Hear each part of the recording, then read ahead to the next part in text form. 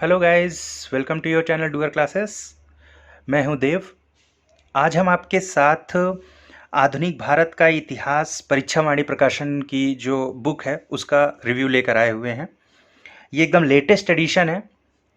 सो इस रिव्यू में हम इसमें क्या क्या चैप्टर्स हैं इसके बारे में तो यहाँ पे आपको बताएंगे ही, साथ ही साथ ये भी बताएंगे कि इस बुक में क्या खासियत है, और कुछ एक दो चैप्टर्स को मैं पूरी तरीके से आपके साथ शेयर अप करूँगा, जिससे कि आपको आइडिया हो जाए कि हर चैप्टर को किस तरीके से कंपाइल किया गया है, जिससे आपको इस बुक कि राइटिंग स्किल और लिखने का जो तरीका है, क्या क्या डेटा और किस तरीके से इन्होंने हर चैप्टर को कंपाइल किया है, जो कि ओवरऑल हमें बुक के बारे में एक समझ बनाती है, जिसकी वजह से हम अपनी डिमांड, अपनी एग्ज़ाम के जो डिमांड है, अपने एग्ज़ाम का जो सिलेबस है, क्या उस आधार पे ये बुक एक तरीके से सही बैठती कि नहीं बैठती है, जिसका फाइनली आप डिसीज़न इस रिव्यू के बाद आप ले पाएंगे। तो चलिए स्टार्ट करते हैं कि पहले देख लेते हैं कि ये बुक, मैं आपको दिखा भी देता हूँ कि ये बुक लेटेस्ट एडिशन की बुक है।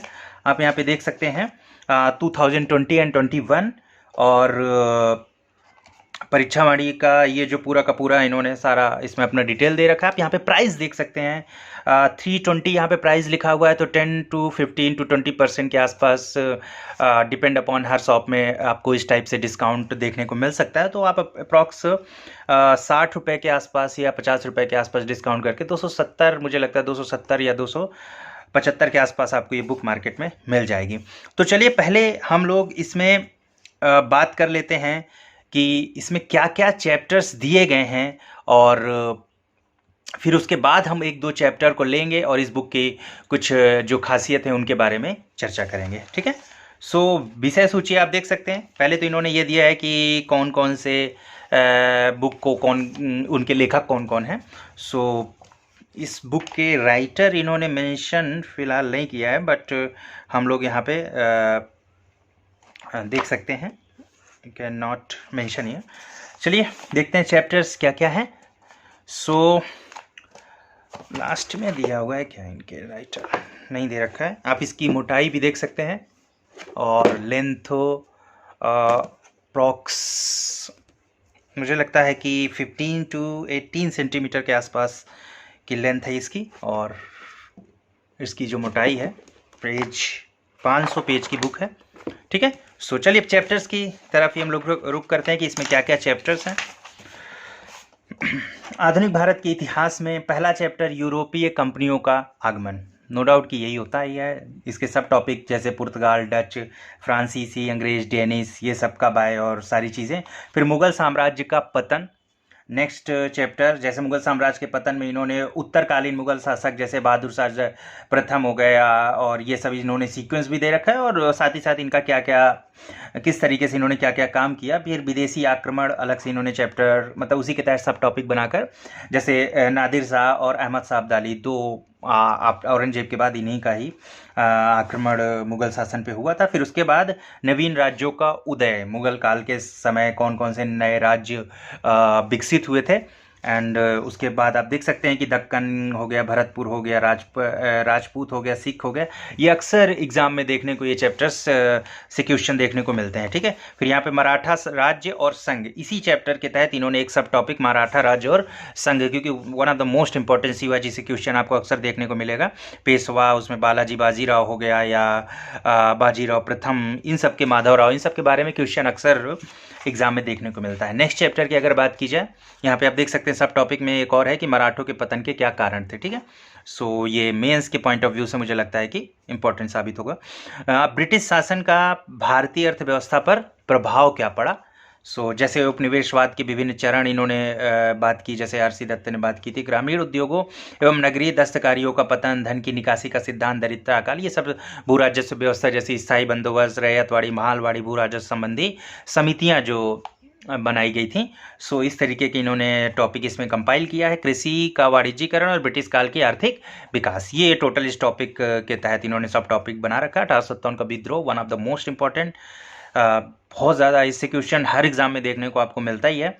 सो विद्रोह की असफलता के कारण और विद्रोह का क्या अंततः परिणाम हुआ। ये इन्होंने एक मेंस के पॉइंट ऑफ व्यू से क्वेश्चन डाले हुए हैं, और साथ ही साथ जो फैक्ट हैं, जैसे विद्रोह का स्वरूप क्या था, जैसे 1857 के विद्रोह में स्थानीय नेता कौन कौन से थे, ये बार बार ये जो बॉक्स लिख कर यहाँ पे आ रहा है, आप देख सकते हैं कि हर जगह पे बॉक्स लिखा हुआ है। ये क्या है, इसे मैं आगे आपको जब चैप्टर देखेंगे तो वहाँ से आपको आइडिया लग जाएगा कि ये बॉक्स आखिरकार ये डिनोट क्या करता है। ठीक है, सो विद्रोह के क्या कारण थे, राजनीतिक एवं प्रशासनिक कारण, आर्थिक कारण, सैनिक एंड सामाजिक और तत्कालीन कारण। ठीक है, फिर उसके बाद भारत का संवैधानिक इतिहास। ठीक है, 1600 जितने भी एक्ट आए, चाहे वो रेगुलेटिंग एक्ट हो, पिट्स इंडिया एक्ट हो, फिर उसके बाद 1813 का एक्ट हो, 1833 का एक्ट हो, भारत शासन अधिनियम 1858 के तहत पूरी तरीके से ईस्ट इंडिया कंपनी से सत्ता ब्रिटिश सत्ता के पास चली गई। ठीक है, और मॉन्टेस्क्यू चेन सपोर्ट 1919 का, एंड 1909 का जो हमारा मार्ले मिंटो एक्ट, तो ये सारा का सारा इन्होंने एक जगह पे कंपाइल किया हुआ है। ठीक है, उसके बाद 19वीं सदी के धार्मिक व सामाजिक आंदोलन। ठीक है, राजा राम मोहन राय हों या फिर हमारे दयानंद सरस्वती हों, ये सब थियोसॉफिकल सोसाइटी हो गई, और कितनी से लोकहितवादी परामर्श मंडली, अखिल भारतीय हिंदू महासभा और मुस्लिम सुधार आंदोलन से भी कई बार क्वेश्चन देखने को मिलता है। अलीगढ़ आंदोलन हो या अहमदिया आंदोलन हो या देवबंद आंदोलन हो, अक्सर ये क्वेश्चन देखने को हमें मिलता है। पारसी सुधार आंदोलन एंड सिख सुधार आंदोलन, ये सारा इसके अंदर कंपाइल किया गया 7 चैप्टर में। 8 चैप्टर निम्न जाति जनजाति मजदूर एवं किसान आंदोलन, one of the most important chapter. Even UPSC के एग्जाम में भी यहीं से ज़्यादातर क्वेश्चन एक दो देखने को मिल जाते हैं। जैसे डायरेक्ट एक बार पूछ लिया गया था कि सत्यशोधक समाज की स्थापना किसने की। सो सत्यशोधक समाज, जस्टिस पार्टी आंदोलन, अरिविपुरम आंदोलन and depressed class mission society, Vaikom Satyagraha, सारे सत्याग्रह का एक जगह पे कंपाइलेशन बहुत बेटर आपके लिए एक तरीके से मुझे लगता है कि बेहतर, आप एक जगह पे अगर कोई चीज़ मिल जाती है इंपॉर्टेंट चीज़ें, तो वो कहीं ना कहीं हमारे लिए बेनिफिशियल तो होती ही है। सो एटक हो गया, और ये आप देख सकते हैं, इसको पॉज करके आप इसके सारे सब टॉपिक जितने भी जनजातीय विद्रोह हुए थे, जैसे भील विद्रोह हो गया, किट्टू विशाखापट्टनम का विद्रोह, खांसी विद्रोह हो गया, हमारा रंपा विद्रोह, मुंडा विद्रोह, और रामोसी विद्रोह, ये सब कोली विद्रोह, ये सब इंपॉर्टेंट टॉपिक हैं, अक्सर देखने को एग्जाम में को मिलता है। यहाँ पे खेड़ा सत्याग्रह, बारदोली सत्याग्रह, ये सब हो गए किसान आंदोलन जो चलाए गए थे गांधी जी और हमारे सरदार वल्लभ भाई पटेल, और भी जितने चंपारण हो गए, एक आंदोलन हो रहे अन्य नेताओं के द्वारा।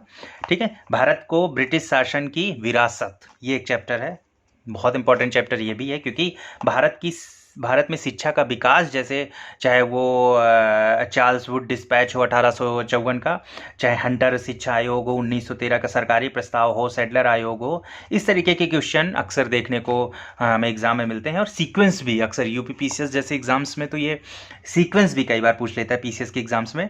भारतीय समाचार पत्रों का इतिहास, 1857 के बाद के समाचार पत्र, प्रमुख समाचार पत्र और उनके एक्ट, चाहे वो वार्नाकुलर प्रेस एक्ट हो, ये सब जो एक्ट थे काफ़ी चर्चा में रहते हैं और कई बार एग्जाम में देखने को मिलते हैं। पंचायती राज, कंपनी और भारतीय रियासतें, और ये सारी चीज़ों को इसमें कंपाइल किया गया। और यहाँ पे आप देख सकते हैं लॉर्ड कॉर्नवालिस के द्वारा जो चीज़ें की गई, लॉर्ड वेलेस्ली के द्वारा, ब्रिटिश ताज के अधीन भारत। ठीक है, तो कौन कौन से वायसराय है और उनके द्वारा क्या क्या काम किया गया, राजसी दिल्ली दरबार, फिर भारत के governor general lord William Bentinck के राजनीतिक सुधार, सामाजिक सुधार, शिक्षा संबंधी सुधार हो गए, या आर्थिक सुधार या न्याय संबंधी सुधार, और लॉर्ड डलहौजी और लॉर्ड कर्जन ने तो भारत का जो किया था वो तो आपके सामने है ही है।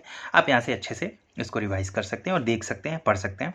भारत का स्वतंत्रता संग्राम, ठीक है, इंडियन फ्रीडम स्ट्रगल, ये शुरू होता है थोड़ा सा भारत की जितने फ्रीडम स्ट्रगल है, जैसे भारतीय राष्ट्रीयता का जन्म, बम्बई के राजनीतिक संगठन, मद्रास की राजनीतिक संस्थाएं, विदेशी राजनीतिक संगठन, इन्होंने जो ये सब टॉपिक बनाया है, इससे कई सारी चीज़ें क्लियर हो जाती है, जो कि बहुत इंपॉर्टेंट मुझे लगता है कि कई बार डायरेक्ट पढ़ने पे ये डिसाइड नहीं हो पाता है कि मद्रास की राजनीतिक संस्थाएं कौन सी हैं, और अगर हम वन लाइनर पढ़ते हैं तो वो तो हमारे किसी काम के भी नहीं ज़्यादा रहते।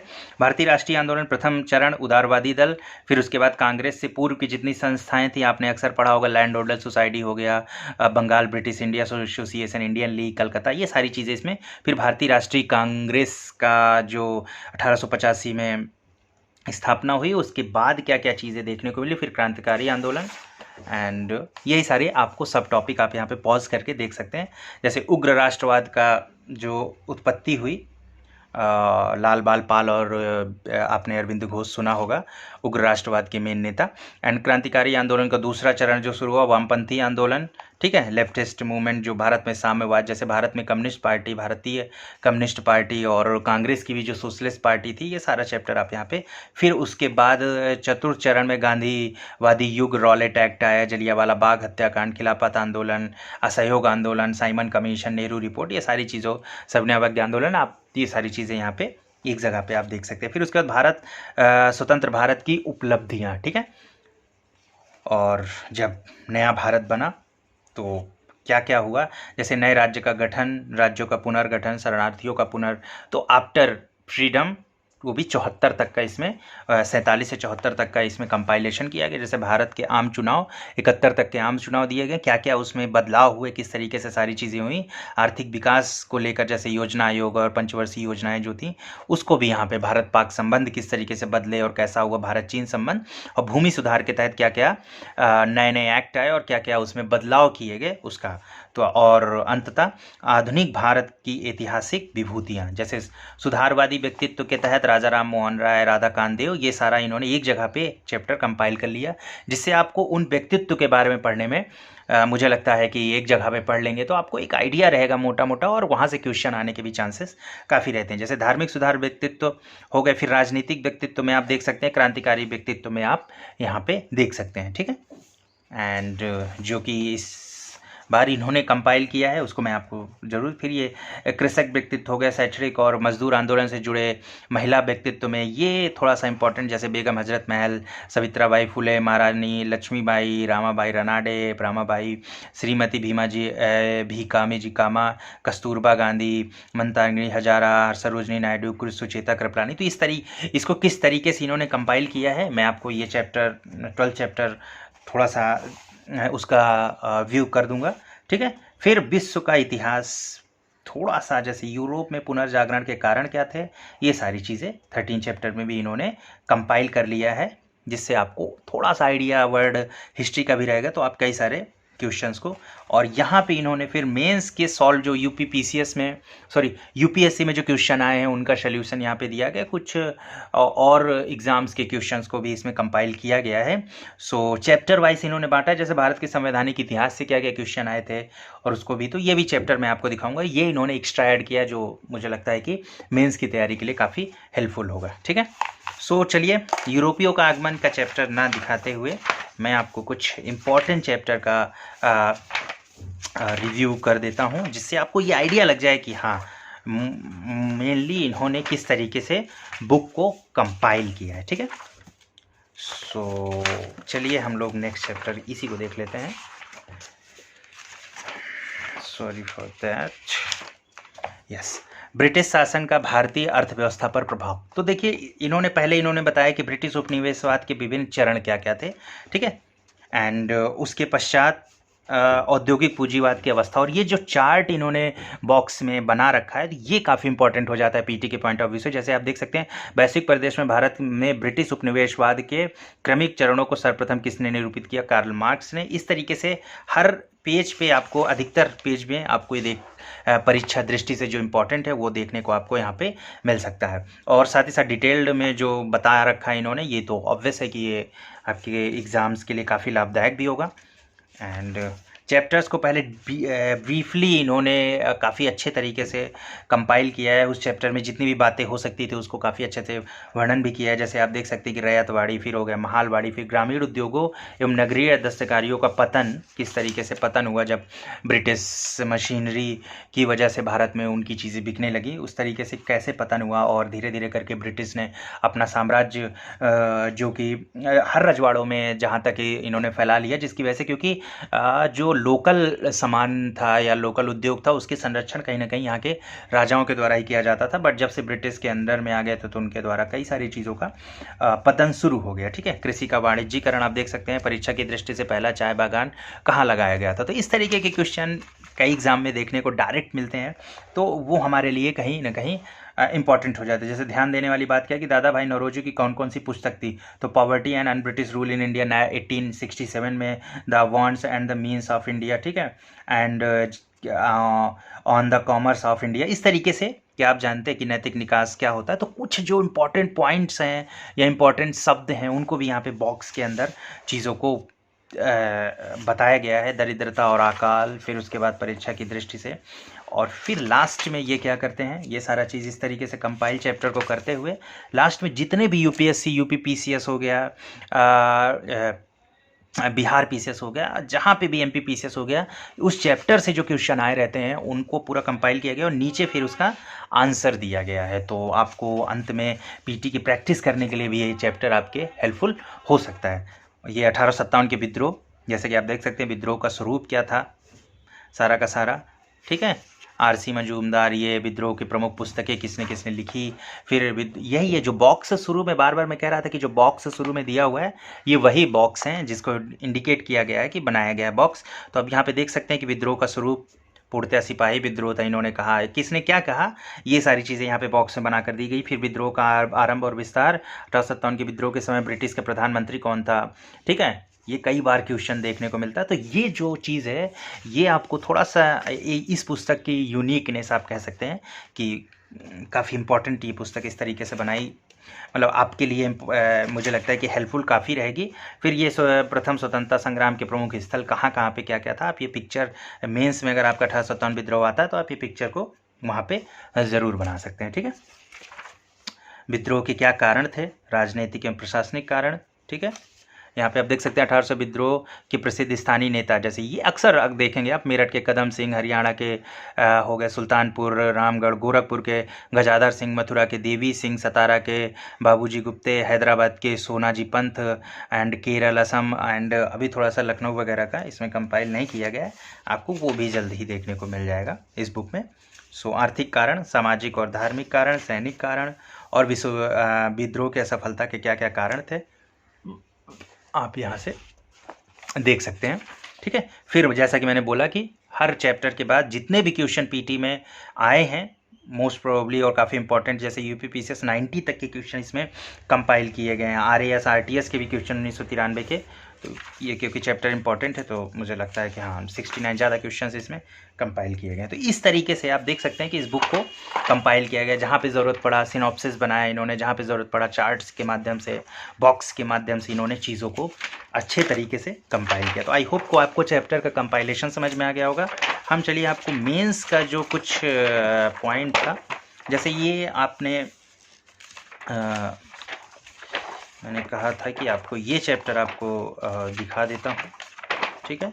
ये जो इन्होंने कुछ व्यक्तित्व जैसे राजनीतिक व्यक्तित्व हो गए और उससे संबंधित चीज़ों को इन्होंने इसमें डाला था, एक नया चैप्टर आप देख सकते हैं। सुधार जैसे राजा राम मोहन राय, उनके द्वारा मोटा मोटा इन्होंने थोड़ा थोड़ा बता दिया, जैसे राधा कांत देव क्या थे, उनके द्वारा कौन सी मेन सोसाइटी की स्थापना की गई, उन्होंने क्या किया, देवेंद्र नाथ टैगोर कौन थे, शिव दयाल खत्री, ये सब चीज़ें, गोपाल हरि देशमुख, दीन बंधु मित्र, ठीक है, केशव चंद्र सेन। तो इस तरीके से आप देख सकते हैं कि इसमें क्रांतिकारी हो गए, चंद्रशेखर आज़ाद की बात हो गई, चाहे शैक्षणिक चार्ल्स ग्रांट कौन थे, विलियम जोन्स कौन थे, आपने इनका नाम सुना होगा, तो उनके बारे में थोड़ा थोड़ा इन्होंने आइडिया दे दिया। फिर विश्व इतिहास वर्ल्ड हिस्ट्री के बारे में आप देख सकते हैं, पुनर्जागरण की विशेषताएँ एंड वर्ल्ड हिस्ट्री को भी इन्होंने थोड़ा, ऐसा नहीं कि बहुत ही शॉर्ट में इन्होंने इसको कंपाइल किया है, बट मुझे लगता है कि काफ़ी हेल्पफुल, इतने में से काफ़ी चीज़ें हो जाती हैं। जनरली डायरेक्ट क्वेश्चन तो हमें पीटी में ज़्यादा पूछे नहीं जाते हैं, और जहाँ पे चैप्टर अगर होता है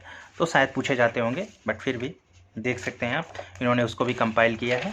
फिर जो मेंस विज़न जो इन्होंने बनाया इस बार, सो यूपी पीसीएस, यूपीएससी, आईएएस के एग्ज़ाम में जो जो क्वेश्चन इंपॉर्टेंट आए उसको यहाँ पे इन्होंने डाला, और उसके आंसर काफ़ी अच्छे तरीके से मॉडिफाई किया गया है, आप देख सकते हैं।